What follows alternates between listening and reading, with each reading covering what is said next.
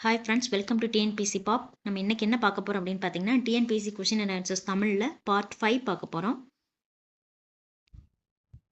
நாளும் இன்னிசையால் தமிழ் பரப்பும் இத்தொடர் யாரை குறிக்கின்றது? நாளும் இன்னிசையால் தமிழ் பரப்பும் இத்தொடர் யாரை குறிக்கின்றது? திருஞான சம்பந்தர்.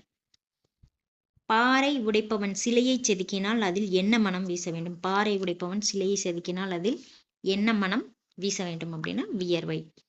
வாழ்க நிரந்தரம், வாழ்க தமிழ்மொழி, வாழிய வாழவே. இந்த பாடலின் ஆசிரியர் யார்?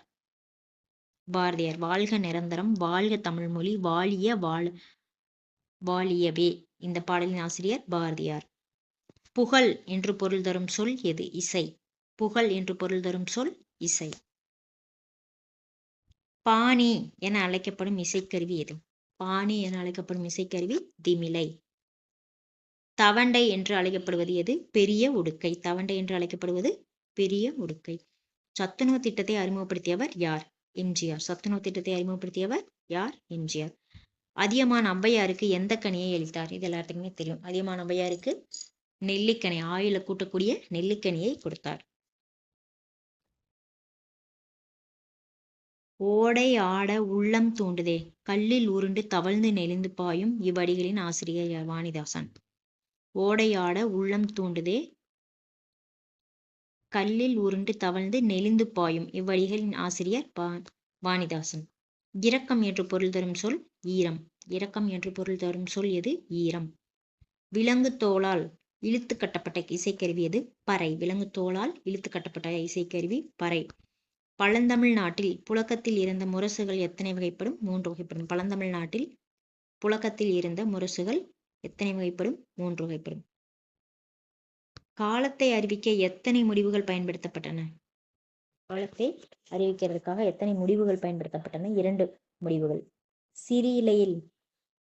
சிறியிலை நெல்லி தீங்கனி குறியாது ஆதல் நின்னகத்து அடக்கிச் சாதல் நீங்க ஏமக்கேந்தனையே. இப்பாடலை எழுதியவர் யார்? ஔவையார். சிறியிலை நெல்லி தீங்கனி குறியாது ஆதல் நின்னகத்து அடக்கிச் சாதல் நீங்க ஏமக்கேந்தனையே. இப்பாடலை எழுதியவர் ஔவையார். சித்தம் என்பதன் பொருள் என்ன? உள்ளம். சித்தம் என்பதன் பொருள் உள்ளம். நாயன்மார் மொத்தம் எத்தனை பேர்? 63 பேர். நாயன்மார்கள் மொத்தம் எத்தனை பேர்? 63 பேர். தாயின் உருவச்சிலையை செதுக்கினால் அதில் என்ன நிறைந்திருக்க வேண்டும்? அன்பு, பாசம். தாயின் உருவச்சிலையை செதுக்கினால் அதில் என்ன நிறைந்திருக்க வேண்டும்? அன்பு, பாசம். சிறு குழந்தையின் சித்திரத்தை செதுக்கினால் அதில் என்ன மனம் வீச வேண்டும்? பால். சிறு குழந்தையின் சித்திரத்தை செதுக்கினால் அதில் என்ன மனம் வீச வேண்டும்? பால். பரி என்பதன் பொருள் குதிரை. பரி என்பதன் பொருள் குதிரை. புனையா ஓவியம் கடுப்ப புனைவில் என்று கூறும் நூல் நெடுநல் வாடை. புனையா ஓவியம் கடுப்ப புனைவில் என்று கூறும் நூல் நெடுநல் வாடை. ஒன்ஸ் அப்படி ரிவைஸ் பண்ணிக்கலாம். எக்ஸாம் வரப்போது எல்லாருமே ரெகுலராக படிக்க ஆரம்பிச்சிருங்க. எக்ஸாம் நோட்டிஃபிகேஷன் வந்துருச்சு. அடுத்த எக்ஸாம் வரட்டும் பார்த்துக்கலாம், அப்ளிகேஷன் வரட்டும் பார்த்துக்கலான்னு போனீங்கன்னா கண்டிப்பாக ஒன்றும் பண்ண முடியாது. எவ்வளோ சீக்கிரம் ஸ்டார்ட் பண்ண முடியுமோ ப்ரிப்பரேஷனை அவ்வளோ சீக்கிரம் ஸ்டார்ட் பண்ணிடுங்க. ரெகுலராக கன்சிஸ்டன்சி இருக்கணும். ரெகுலராக ப்ரிப்பேர் பண்ணிகிட்டே இருக்கணும். நாளும் இன்னிசையால் தமிழ் பரப்பும் இத்தொடர் யாரை குறிக்கிறது? திருஞான சம்பந்தர். பாறை உடைப்பவன் சிலையை செதுக்கினால் அதில் என்ன மனம் வீச வேண்டும்? வியர்வை. வாழ்க நிரந்தரம், வாழ்க தமிழ்மொழி, வாழியவே. இந்த பாடலின் ஆசிரியர் பாரதியார். புகழ் என்று பொருள் தரும் சொல் எது? இசை. பாணி என அழைக்கப்படும் இசைக்கருவி திமிலை. தவண்டை என்று அழைக்கப்படுவது பெரிய உடுக்கை. சத்துணவு திட்டத்தை அறிமுகப்படுத்தியவர் எம்ஜிஆர்.